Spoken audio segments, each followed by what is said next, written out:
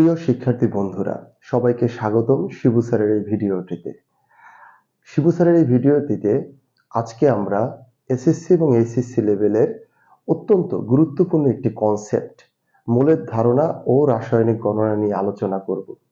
এটা অত্যন্ত basic knowledge হিসেবে কাজ করে প্রত্যেকটি শিক্ষার্থীর জন্য, বিশেষ করে নবম দশম শ্রেণী, একাদশ দ্বাদশ শ্রেণী এবং যারা অ্যাডমিশন দিতে যাচ্ছ তাদের জন্য।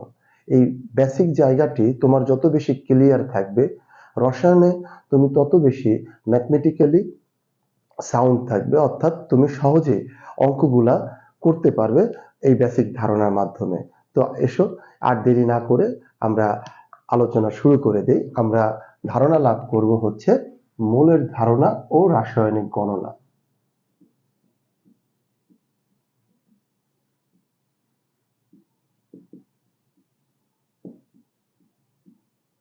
রাসায়নিক গণনা নিয়ে। তো মোলের ধারণা ও রাসায়নিক গণনা আমরা যদি শিখতে চাই, তাহলে প্রথমে আমাকে যে শব্দটি সম্পর্কে সঠিক ধারণা লাভ করতে হবে সেটি হচ্ছে মোল।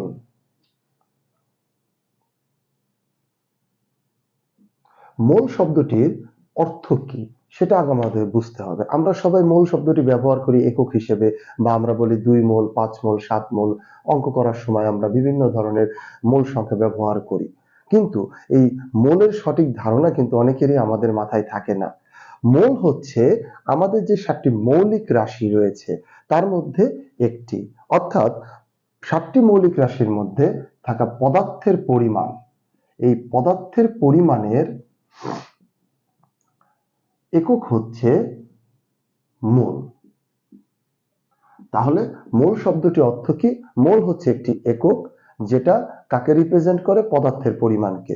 যেমন আমরা শিখেছি দৈর্ঘ্য, ভর, সময়, তাপমাত্রা, দীপন তীব্রতা, তড়িৎ প্রবাহ, পদার্থের পরিমাণ। এই 7টি মৌলিক যে রাশি রয়েছে তার মধ্যে পদার্থের পরিমাণের যে একক হয় সেটা হচ্ছে মোল। যেমন দৈর্ঘ্যের একক হচ্ছে মিটার, তোমার তাপমাত্রার একক হচ্ছে কেলভিন, সময়ের একক হচ্ছে সেকেন্ড, দেন তোমার ভরের একক হচ্ছে কিলোগ্রাম। ঠিক অনুরূপ ভাবে পদার্থের পরিমাণের এককটা কি? মোল। সুতরাং মোল হচ্ছে একটি মৌলিক একক। মোল হচ্ছে কি?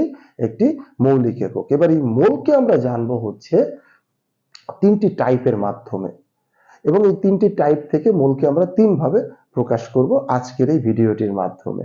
এসো আমরা শিখে নেই। টাইপ 1,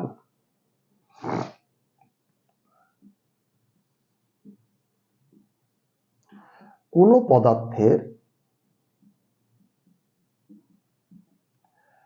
পারমাণবিক বা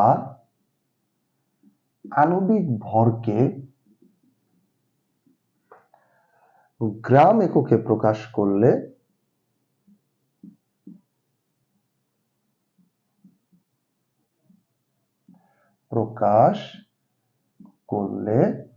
তাকে ওই পদার্থের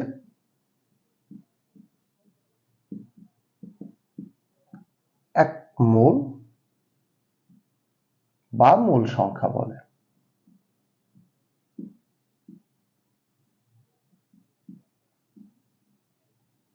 তাহলে আমরা কি লিখলাম বোর্ডে?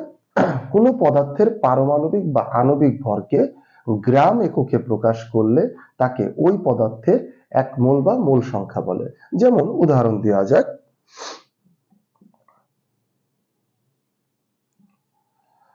সোডিয়াম পরমাণু এর পারমাণবিক ভর 23। আর তোমরা যেমনটা জানো যে পারমাণবিক আণবিক ভরের একক হয় না, কেননা তোমরা শিখেছো যে পারমাণবিক ভর তথা আপেক্ষিক পারমাণবিক ভর শব্দটি নির্ণয় করা হয় কিসের মাধ্যমে? রাশিটি নির্ণয় করা হয় হচ্ছে তোমার একটি অনুপাতের মাধ্যমে। অর্থাৎ একটা পরমাণুর প্রকৃত ভর এবং একটি কার্বন 12 আইসোটোপের পারমাণবিক ভরের 1/12 অংশকে দ্বারা ভাগ করলে যে মানটি পাওয়া যায় সেটি হচ্ছে আপেক্ষিক পারমাণবিক ভর, বা আমরা নরমালি আপেক্ষিক শব্দটা অ্যাভয়েড করে পারমাণবিক ভর বলে থাকি, বা ভর সংখ্যা আমরা বলে থাকি। তো এইটা যে পারমাণবিক ভর, যেহেতু দুটি একই জাতীয় রাশির ভরের অনুপাত, তাই আমরা পারমাণবিক ভরের আসলে কোনো একক দেই না। তোমরা পর্যায় সারণী যখন দেখো তোমাদের বইতে 9, 10 বা এইচএসসি লেভেল তুমি যেখানেই দেখো না কেন, তুমি কিন্তু ভর সংখ্যা বা পারমাণবিক ভরের কোনো একক পাবে না। আশা করি বুঝতে পেরেছো। তাহলে আমরা যদি এই 23 এর সাথে একটি গ্রাম একক জুড়ে দেই, তাহলে যে পরিমাণটা দাঁড়ালো তাকে আমরা সোডিয়ামের কি বলতে পারি, 1 মোল বলতে পারি। তাহলে 23 গ্রাম সোডিয়াম ইকুইভ্যালেন্ট 1 মোল সোডিয়াম। 23 গ্রাম সোডিয়াম 1 মোল সোডিয়ামের সমতুল্য বা সমানও বলা যায়। আমরা 9, 10 লেভেলে কিন্তু ইকুইভ্যালেন্ট চিহ্নটি ব্যবহার করি না সাধারণত, ইন্টারমিডিয়েটে আবার আমরা কিন্তু ইকুইভ্যালেন্ট চিহ্নটি ব্যবহার করে থাকি। ওকে, আচ্ছা। আবার ধরো কার্বন ডাই অক্সাইড হচ্ছে একটি অণু এবং যৌগিক পদার্থ। তাহলে এর আণবিক ভর আমরা জানি কার্বনের পারমাণবিক ভর হচ্ছে 12, আছে একটা কার্বন, যোগ অক্সিজেনের পারমাণবিক ভর হচ্ছে 16, আছে দুইটি, সুতরাং এটি হবে 44। যেহেতু আণবিক ভরও পারমাণবিক ভর থেকে নির্ণয় করা হয়েছে, সুতরাং তারও কিন্তু কোনো একক নেই, যদিও ভর, কারণ এটি একই জাতীয় রাশির ভরের অনুপাত থেকে নির্ণয় করা হয়। সো আমরা বলতে পারি যে 44 গ্রাম কার্বন ডাই অক্সাইড যদি লিখে থাকি, তা ইকুইভ্যালেন্ট হবে 1 মোল কার্বন ডাই অক্সাইডের। তার মানে তুমি যে কোনো পদার্থের পারমাণবিক বা আণবিক ভরকে গ্রামে প্রকাশ করো, তাহলে কিন্তু সেটা কিসের সমান হয়ে যাবে, 1 মোলের